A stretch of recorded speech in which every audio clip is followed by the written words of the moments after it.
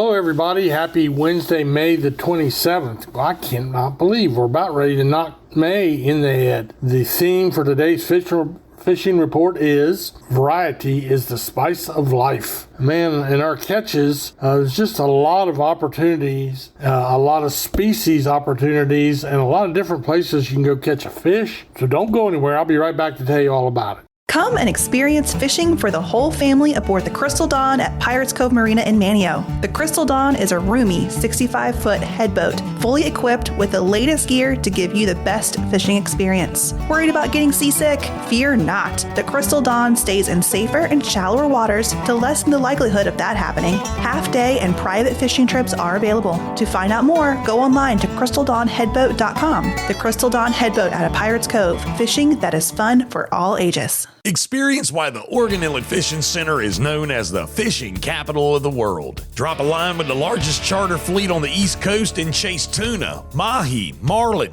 cobia, and much more in legendary waters off the Outer Banks. Whether you're headed offshore for the big bite or just enjoying a laid-back inshore trip, the Oregon Inlet Fishing Center has everything anglers need. Expert captains, bait, tackle, fish cleaning services, and even a nice little restaurant overlooking the marina. Located at the north end of the Bass Knight Bridge, it's where Outer Banks fishing stories are made every single day. The Oregon Inlet Fishing Center. Play where the big boys play.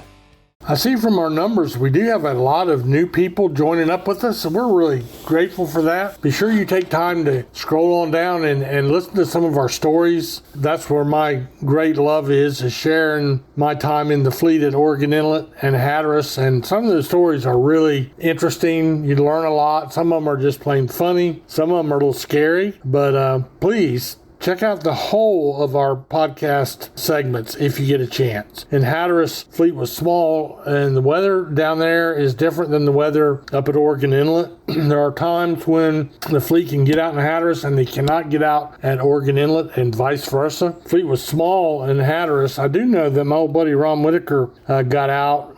Just a few boats made it out to the blue water, and he had a good catch of dolphin or mahi.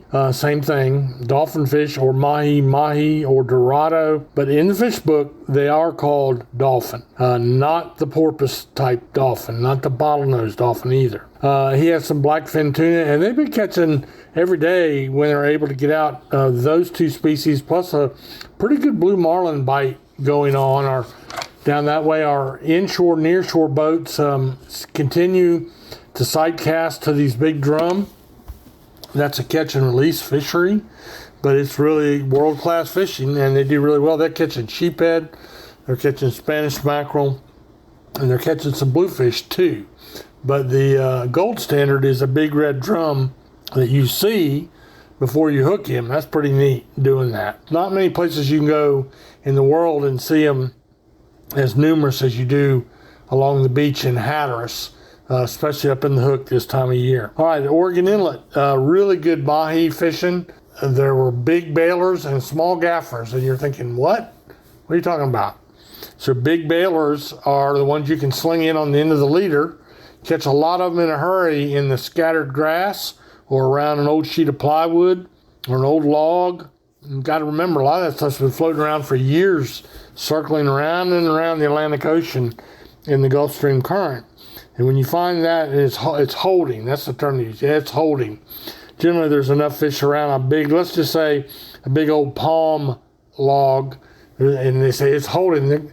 I saw one time when I was fishing a palmetto log that was probably 30 feet long, but in the ocean, it was so many barnacles on it, you couldn't see the wood itself, and 7 boats caught a limit of mahi around that. 7, and the limit was 60 fish. You do the math. So they had some good bailers, and they also had some gaffers. The gaffer size is the ones you have to use a gaff hook to get it over the side of the boat. Pretty exciting stuff. And a gaffer, I started gaffing them when they hit about 6 or 7 pounds, and then all the way up, they really max out at around 54 pounds, and it's been really good. The very few tuna in the catches yesterday, but there was a scattered wahoo, and for the boats that went up on the north end, they did cull out a few blue marlin like they've been doing every day.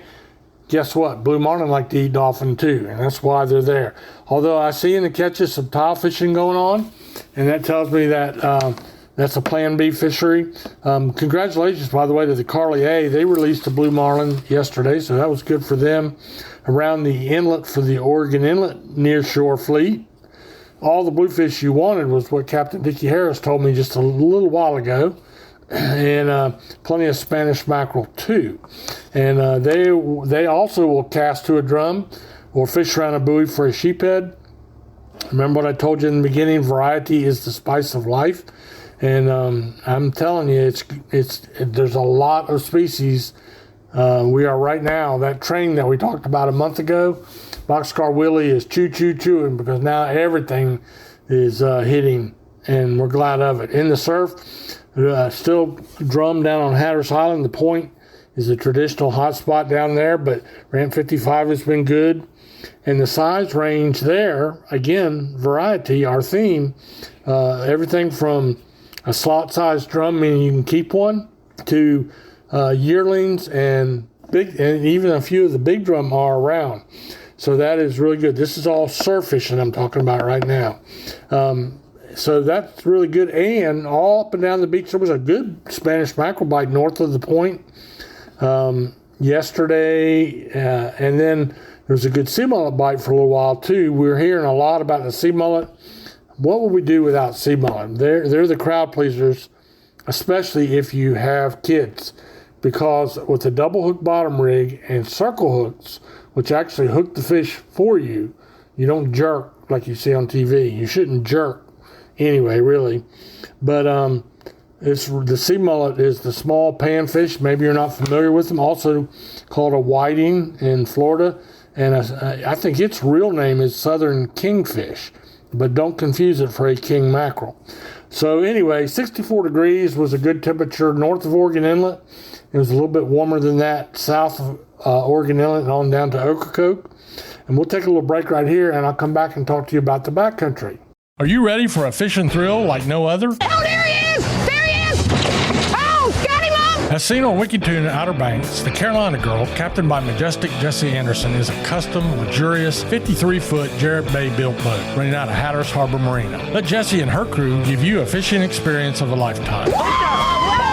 To book a trip, go online to CarolinaGirlSportFishing.com. Carolina Girl Sport Fishing, your offshore adventure awaits.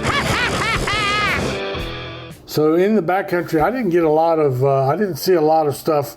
I dug around. I don't have near the opportunity or the contacts back there I'd like to have, because it's a very covert fishery. But there are drum back there, and now we're seeing some puppy drum, meaning a little bit smaller. It's not all those great big nighttime drum that we'll be catching all through the summer once we get into the summer. There's also a good sheephead bite going on in the sound. Haven't heard anything of note as far as speckled trout. That's what everybody wants to know about. But it's just pretty quiet on the speckled trout front, and we are anxiously awaiting, because this is a fishing podcast, we are waiting with bated breath to see what the results will be from the cold stun event we had in the winter. But that's the same thing that happened the year before, and the trout rallied, and it was really good. So right now, I'm not hearing about much around those old places I talked about all last summer, around Roanoke Island and back of Hatteras Island, over on that area. Mostly what we've been talking about is on the western Pamlico. And I don't have much of a report from any of the other sounds or anything up the line at all, so I don't want to make it up, but I will tell you this: there's plenty of opportunity in the sound, just like there is in the ocean. So get rigged up, go to your local tackle shop, find out what you can find, or hire a good local guide that's licensed and insured, and do your homework a little bit. And it's always best when you can. If a guide works out of a marina, that's a good sign. Not all of them do. There are some good ones that are very, very independent, but just be careful, because there's also some people that will quickly relieve you of a lot of money, and they're really just doing it as a side. And there's nothing wrong with doing it as a sideline, but I'm talking about they're doing it to take advantage of you. So be careful when you pick your boat. And I do hope you have a great day, and the good Lord blesses you richly.